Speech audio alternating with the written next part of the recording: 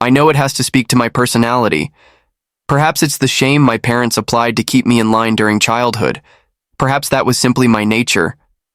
All I know is that even as a young child, there were some nights when I would wake up with the most dreadful dream in which I had committed some terrible crime, and it is just a matter of time until they come for me. I was conscious of my guilt. Knowing the evidence existed, I knew I would be caught. My heart would race, and from a dead sleep, I would sit up straight and fight to return to sleep. Strangely enough, I no longer dream of those things. My wife was lovely and devoted when I met her. When I cracked a joke, she laughed and won my mother over the first time they had seen each other. We were married for 12 years, and all went well those first few years until roughly 6 months after our first daughter was born. That marked her starting point for transformation. It took years and started out slow. Born 2 years later, our second kid was a male. That appeared to solidify her new character, and each year it grew worse. She would snipe at the children and get agitated with me. Motherhood, let us say, disagreed with my wife. More times than I can recall, I tried to chat with her about it, but such efforts just resulted in manufactured arguments.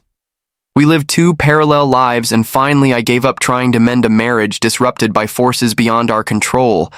I would be unable to say what I did to merit it. She was simply a miserable woman, never content with what she had and constantly yearning more. She found more excuses to be outside the house as the kids developed. These were her diversions, and as the years went by, they proliferated. After work, I would pass my wife in the corridor on my way home. "You should fix dinner. I am leaving."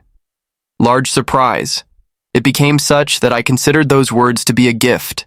The evenings she spent out were quiet in the house. That was the night I stayed in, and I hated.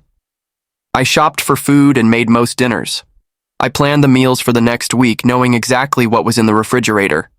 The older the kids got, they turned to me as I started to be both their mother and their father. That is simply not right, you know. Though he knows their mother is the center of their small life, a father hopes his children will be delighted to see him when he gets home. Until I got home, my children would seem to hide in their rooms, then would explode to play with their dad. I thought I had lost her. Her mother turned her adultery into a way of life after cheating on her father. My wife watched what it did to him. He stayed until his wife threatened to take the children away. He suffered till they departed for college. Afterwards, he left. Seeing the suffering her mother's infidelity brought about, my wife vowed she would never be her.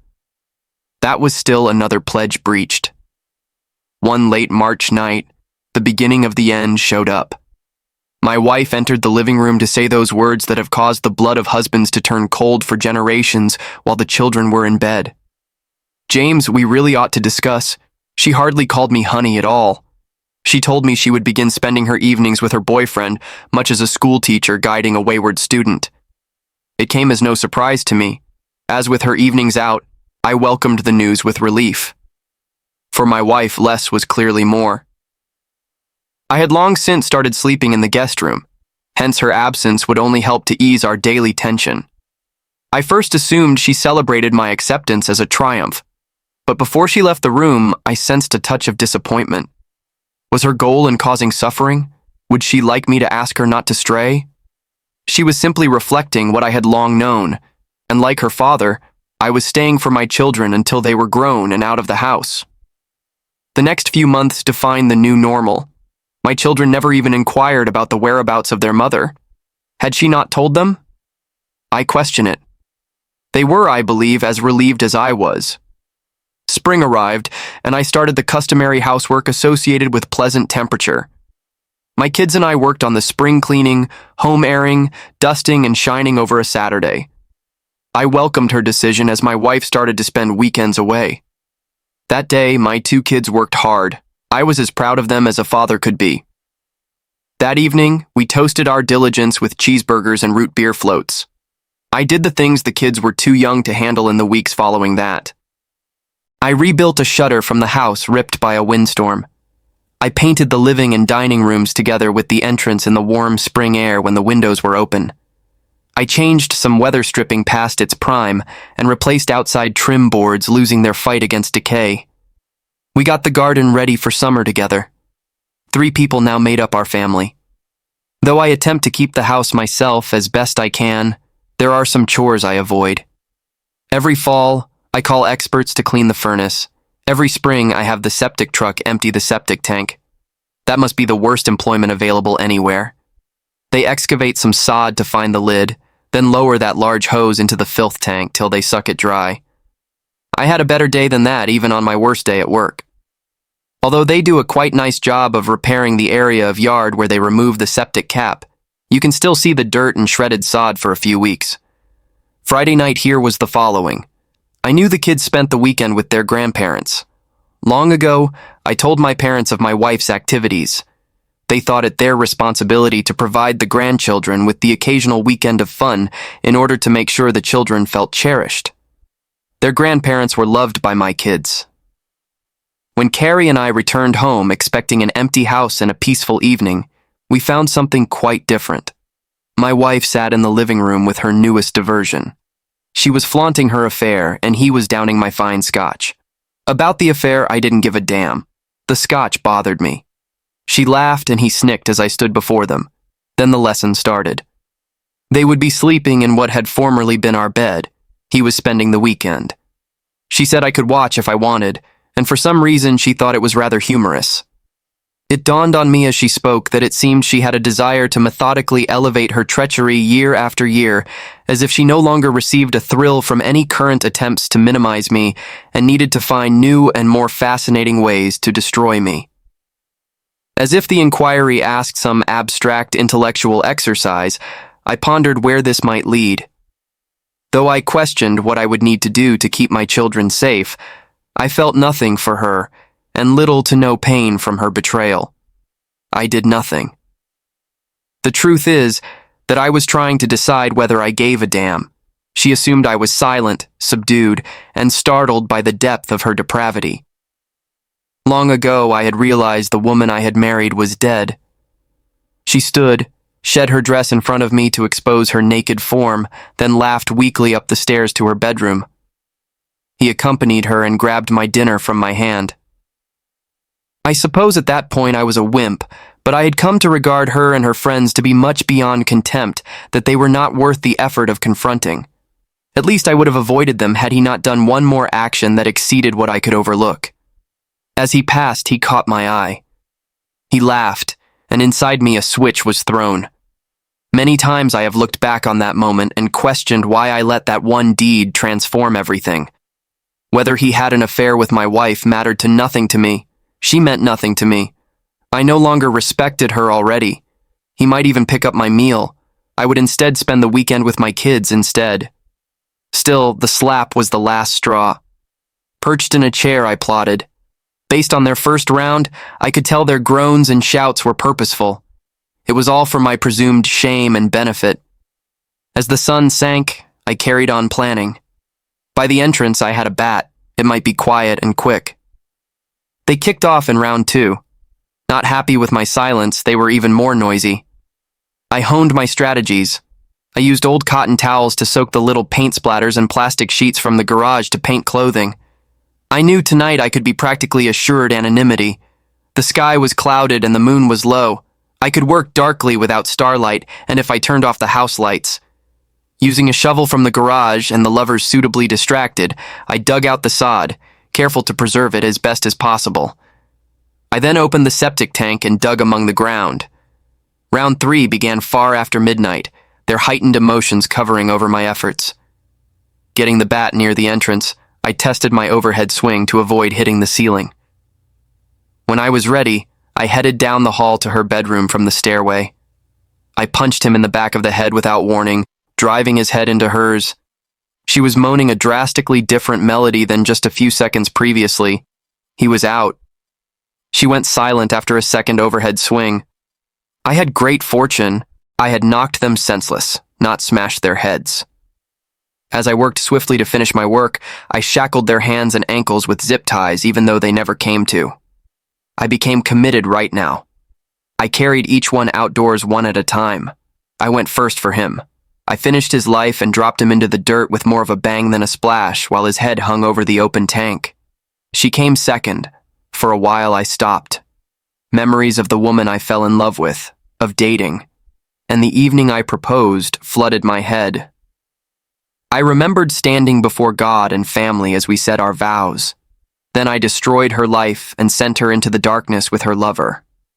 Last, instead of running the danger of not being able to clear the blood from the hinge or the blade, I dropped the knife into the tank. I closed the tank, shoveled the earth over the lid, and carefully laid the sod until the ground looked just as it had. I burned my clothing in the fire pit out back as I doubted it to be free of blood. I changed, rinsed my clothing, and showered. With the dirty job behind me, I grabbed a flashlight and started looking at every inch of the bed, hall, and stairway. Weeks later, I would recall Shovel and the nasty task of taking their lives. You are always forgetting stuff. Before I dumped it, I burnt the wood and cleaned the steel in bleach after discovering blood on the handle. Before the sun rose, I had yet one more chore to do.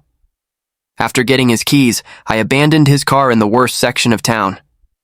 Beginning around a mile from where I abandoned the car, I walked back and one at a time tossed the keys into the sewer. On a black night, it was a lengthy stroll, but I went unseen. After all, I was only another man walking down a street of faceless males. I went around the house once again as the sun rose. I had good fortune. I considered myself to be quite lucky. Had I cracked their heads, I most likely never would have been able to get the house spotless. As it happened, I never made use of the plastic sheets. Sunday night, my parents took the children home so I could make dinner for 5. They arrived on schedule. Who was it? Of course, cheeseburger and root beer floats. My mother remarked on my positive attitude, and I just answered, I had a free weekend, and now my sweethearts are home. When is she arriving home? My mother asked. Hell, if only known. Hell, if I should be caring. I said just that, and all she needed was that. I called in sick Monday and picked boxes of her clothing to donate to Goodwill stores in various nearby cities. I threw her jewelry inside another bag and her cosmetics at the public dump inside a bag of kitchen waste. It last piece was difficult, but I realized it was where I might slip up. Besides, I had stopped giving her jewelry a long time ago. What I threw was simply more proof of her several betrayals. I calculated it would be a few days before her company phoned to inquire about her absence. 2, it was. I indicated to them I hadn't heard from her. I then picked the one gift she had left me, the truth, and visited a police station to complete a missing persons report. I told them the sad tale of my wife's protracted betrayal and how I believed she was simply off with her next distraction when they asked me why I waited so long. I told them I hadn't felt threatened until her company contacted me. I just stared at them when they asked me her present boyfriend's name.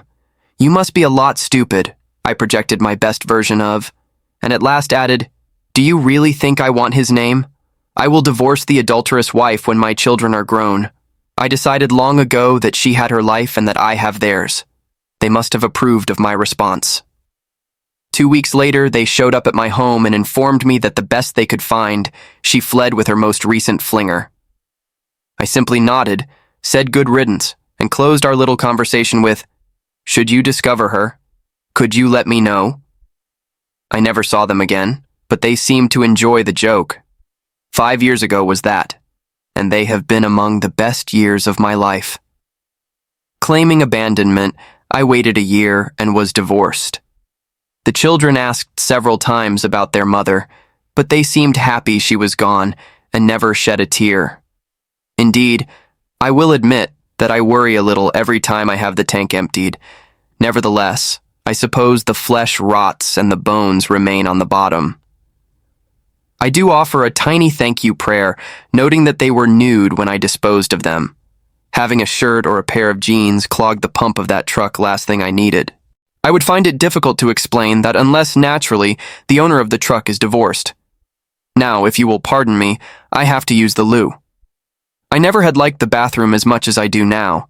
As I flush the toilet, I see my present running down the pipe and into the last resting place of my unfaithful wife and her last diversion. And the narrative of today ends here. Should you like it, kindly thumbs up this video and leave a comment below. Your help lets the algorithm advance my material. Remember to mark that subscribe button if you are new to the channel. It certainly helps me maintain writing fresh tales for you. I appreciate you seeing. Next one will see you.